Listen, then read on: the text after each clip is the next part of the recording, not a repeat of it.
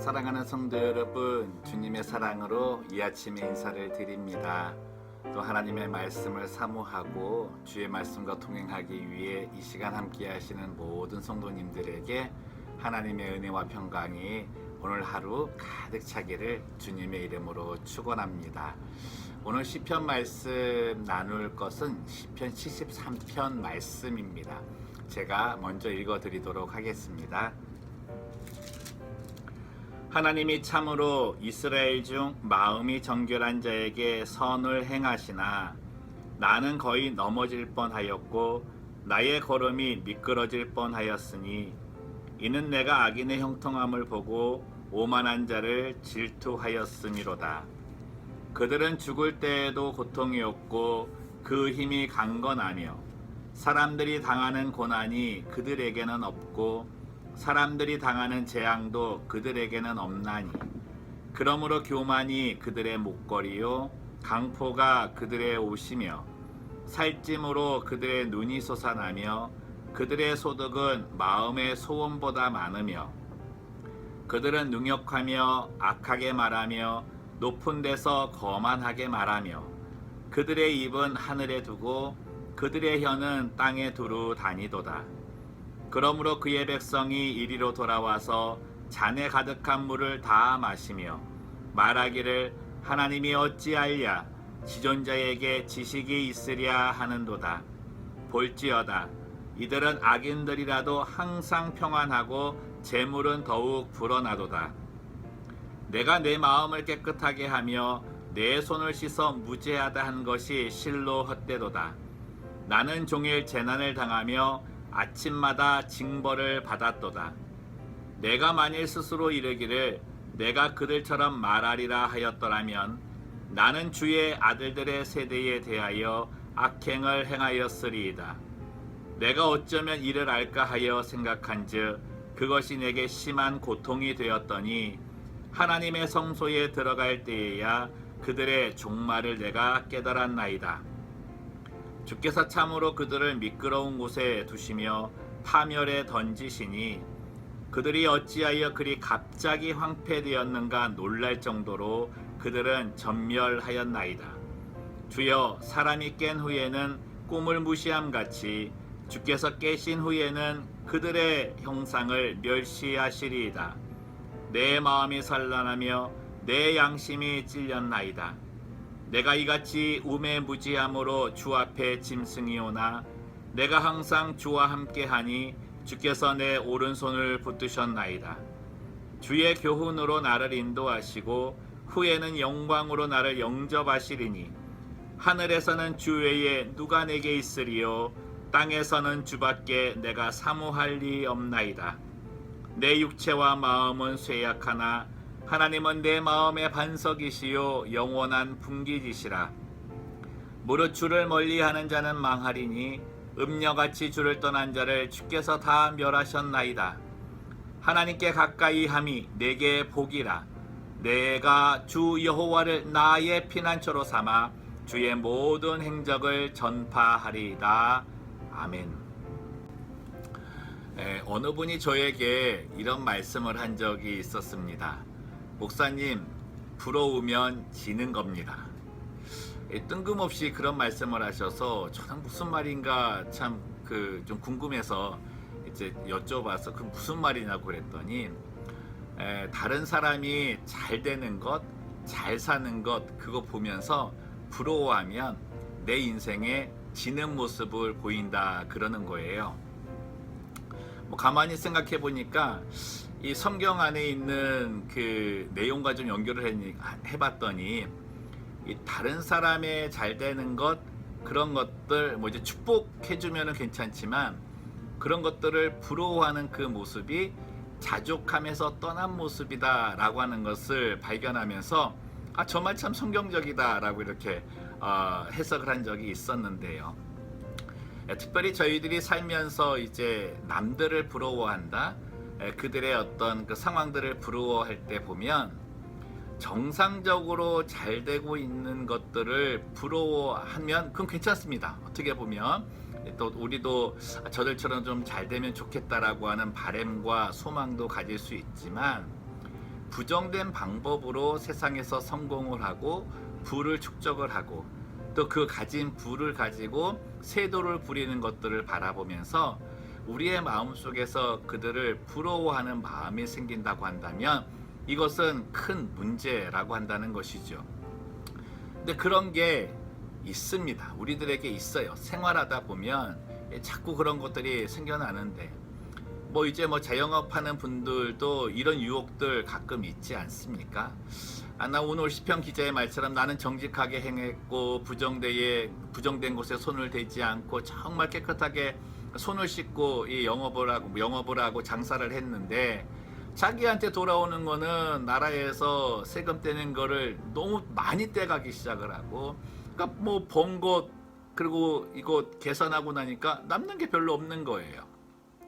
경제적인 상황은 더 어려워지고 또 이제 물가는 오르고 그러다 보니까 내게는 고통이 더 더 많아지는데 그런데 옆에 이 같이 장사하는 사람은 그렇지 않더라는 거예요.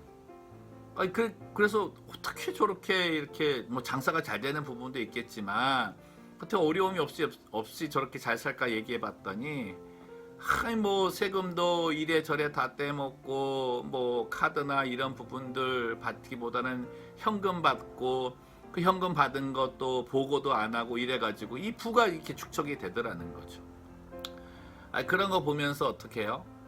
이 마음에 나도 저렇게 한번 해봐야 되겠다라고 하는 그런 유혹이 생긴다는 겁니다.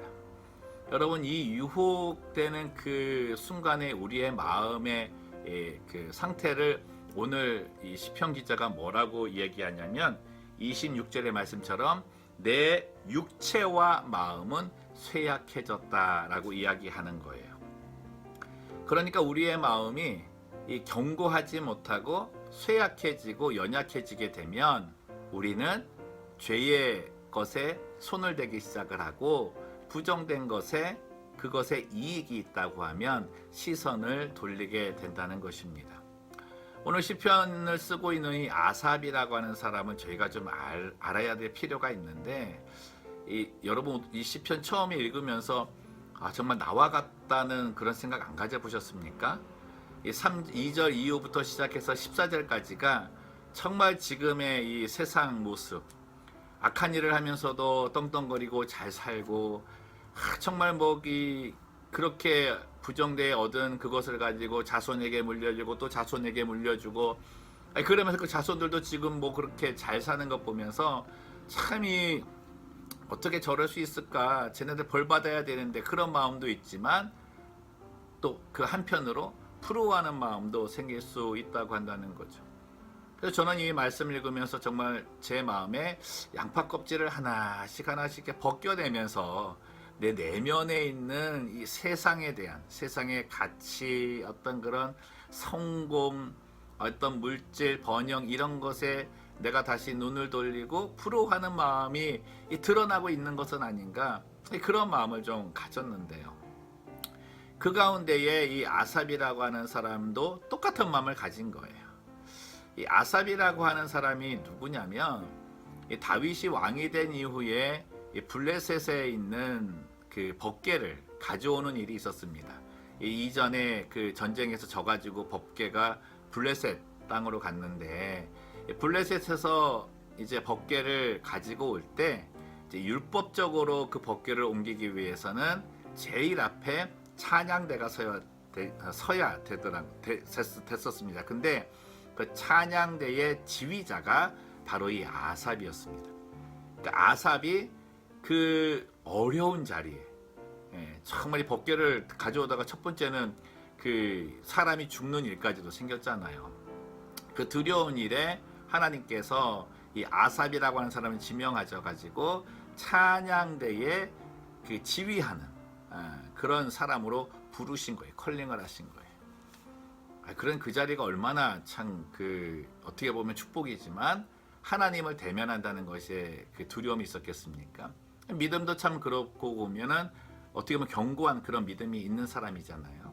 근데 그 사람이 하나님을 찬양하는 그 자리에 서서 하나님을 찬양하는 삶을 살던 사람도 세상을 바라보면서 그런 유혹과 또 그런 부러움을 가질 수 있게 되었다는 겁니다. 그때 아삽이 뭐라 그래요? 내가 넘어질 뻔했다. 내가 정말 이 죄에 걸려 넘어져 가지고 하나님 앞에 범죄할 뻔했다. 이렇게 얘기하는 거죠. 여러분, 우리들이 생활하면서 악인의 형통을 부러워하고 질투할 수 있는 그런 부분들 많이 있습니다.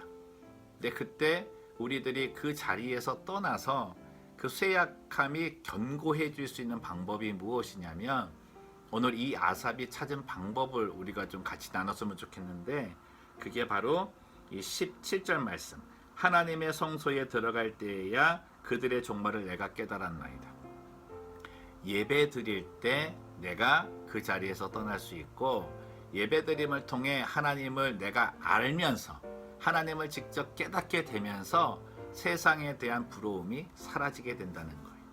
그 부러움이 사라지는 가운데 세워지는 것이 믿음의 견고함이라는 것입니다. 여러분, 아삽이 이 하나님의 성소에 들어가서 이제 찬양을 하고, 이 이후로 이제 찬양대의 지휘자가 되서 할 때 계속해서 뭘 깨닫게 되냐면, 찬양 안에 무엇이 포함되는가를 깨닫는 거예요. 여러분, 찬양은요, 세 가지의 요소를 가지고 있습니다. 첫 번째는 뭐냐면 하나님의 위대하심, 그리고 하나님은 존귀와 영광을 받으시기에 합당하신 분이라고 하는 내 인정을 해드리는 내용이 포함되어 있는 거예요. 여러분이 하나님이 위대하시고 존귀와 영광을 받으신다는 내용 속에는요, 창조주 하나님이 세상 모든 것의 주인이라는 거예요. 세상 모든 것의 주인이신 하나님이 나를 자녀 삼아 주셨기 때문에 그 은혜가 내가 느껴질 때마다 나는 세상에 대해 부러움을 갖지 않게 되는 겁니다.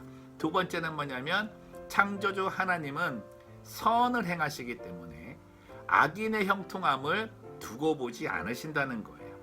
근데 그 끝의 시기는 우리는 모릅니다.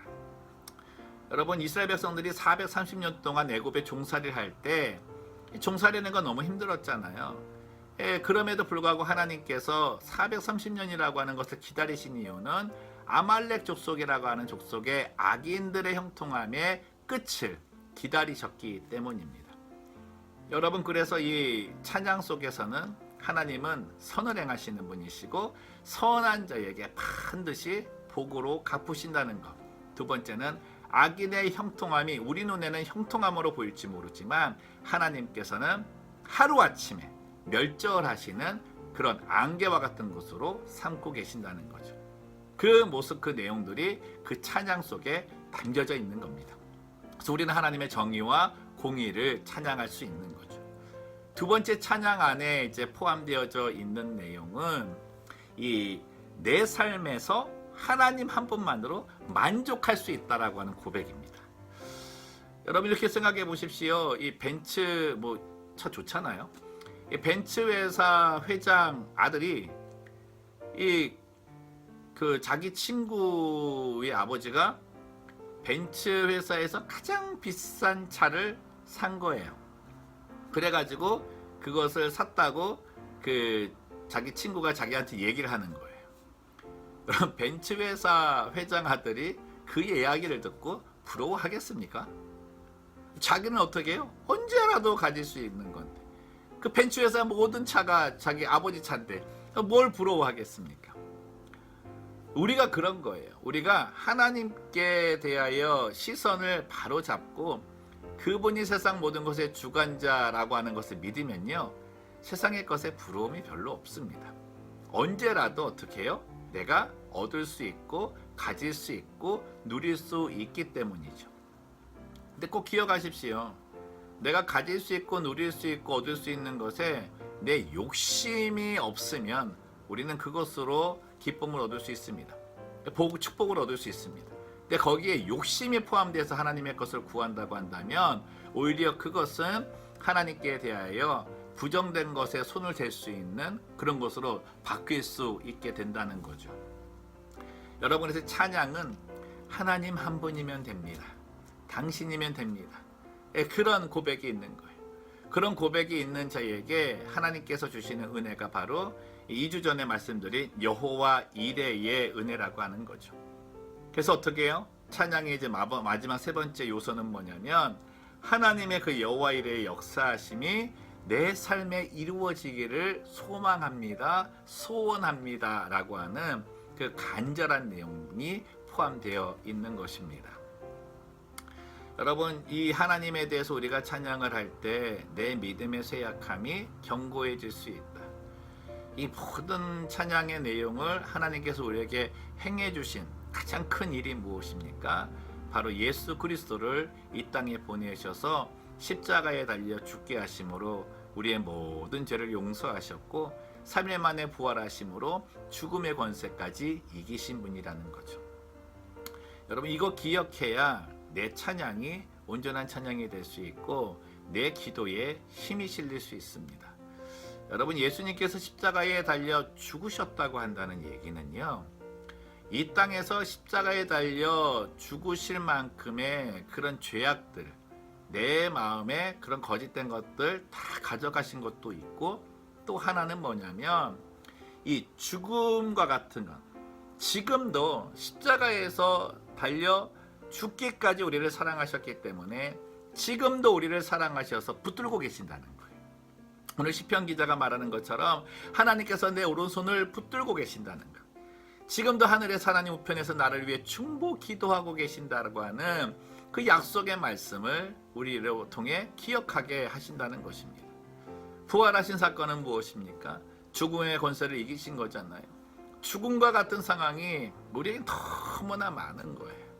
손쓸 수도 없고 어떻게 할 수도 없고 내 힘과 능력으로는 이거 감당할 수 없는 그 삶의 무게들, 정말 죽었으면 좋겠다고 하는 그런 일들까지 그 펼쳐져 있는 그 상황 속에 우리가 던져져 있는데요. 그 던져진 속에서 그 죽음의 권세, 나를 죽음으로 이끌고 가는 것, 절망으로 이끌고 가는 그 모든 권세를 깨뜨려 버신 거죠. 그리고 주신 것이 무엇이냐면 삶의 소망과 희망, 그리고 죽음 이후에까지 하나님께서 나를 위해 예비하신 평강의 나라, 그 평안의 풍성함을 허락해 주신 일입니다. 그래서 우리가 사는 거예요. 여러분, 그것을 우리들이 기억하고 생활을 하면요, 이 시편 기자가 말하는 것처럼 25절이 고백할 수 있어요. 보실래요? 하늘에서는 주 외에 누가 내게 있으리요, 땅에서는 주밖에 내가 사모할 리 없나이다. 사랑하는 성도 여러분, 우리 모두의 고백이 이 단지 오늘 이 아침 묵상 말씀으로만 끝나는 것이 아니라 매일의 고백이 되기를 소망합니다. 하늘에서는 주 외에 누가 내게 있으리요, 땅에서는 주밖에 내가 사모할이 없나이다. 그런 자에게 하나님께서는 진실로 이 땅에서 예비하신 복을 허락해 주실 것입니다. 28절 말씀 보십시오. 하나님께 가까이함이 내게 복이라. 내가 주 여호와를 나의 피난처로 삼아 주의 모든 행적을 전파하리이다. 하나님을 가까이함이 내게 복이다. 여러분, 하나님께서 나의 요새가 되시고 반석이 되신다는 그 의미, 거기에는요, 나에게 주시는 안정감, 안전함도 있지만요, 반석, 요새, 흔들리지 않는 견고함, 그 반석이 내 마음 안에 자리 잡고 있는 것. 그래서 내 마음도 견고하게 된다는 겁니다. 그래서 내 마음의 반석이시다. 내 마음이 단단하게 아주 그냥 하나님으로 굳게 돼 있어서 절대 세상 부러워하지 아니하고 하나님으로 만족하며 기쁨의 생활을 살 수 있다는 겁니다. 오늘 하루 또 이 말씀이 능력이 되셔서 하나님께 더욱더 가까이 하는, 여러분, 그래서 예배가 얼마나 중요한지 아시겠죠? 예배를 통해 이 아삽이 내가 정말 찬양하는 그 지휘자의 자리에 있음에도 세상 바라보고 살았구나. 근데 예배를 통해 하나님 만나면서 그분의 위대하심, 그분의 행하신 정의와 공의, 그리고 무엇보다도 하나님께서 나를 위해 준비하고 계시는 모든 일들이 너무나 기쁨으로 다가오고 감사로 다가오고 만족으로 다가오고, 또 그 역사하심 내 삶에 있기를 위해 내 삶의 걸음도 주의하며 간절한 기도를 드렸다고 하는 것, 그것이 우리 모두의 오늘의 하루의 삶, 앞으로의 모든 신앙의 삶이 되기를 주님의 이름으로 축원을 드립니다. 기도하겠습니다. 살아계신 하나님 아버지, 믿음 생활하면서 하나님이면 됩니다, 하나님이면 만족합니다, 주님 사랑합니다라고 고백하지만 이 땅에 발을 디디고 사는 이 연약한 저희들, 죄성을 가지고 있다 보니까 우리의 시선이 자꾸 세상으로 감을 하나님 고백합니다. 육체와 마음이 쇠약해집니다. 하나님 정말 부정되어서도 세상 떵떵거리고 사는 사람들 보면 나도 한번 저렇게 한번 해봐야 되겠다는 마음 가지고 뭐 남들 안 보면 되지 않느냐는 그런 마음 가질 때가 있습니다. 그러나 오늘 이 시편 기절을 통해 깨달은 것, 하나님은 보고 계신다는 것, 하나님은 절대 악인의 형통을 그냥 두지 않는다는 것, 하루아침에 멸절하시는 그 하나님의 위대하심, 정의와 공의의 하나님을 포기하신 것.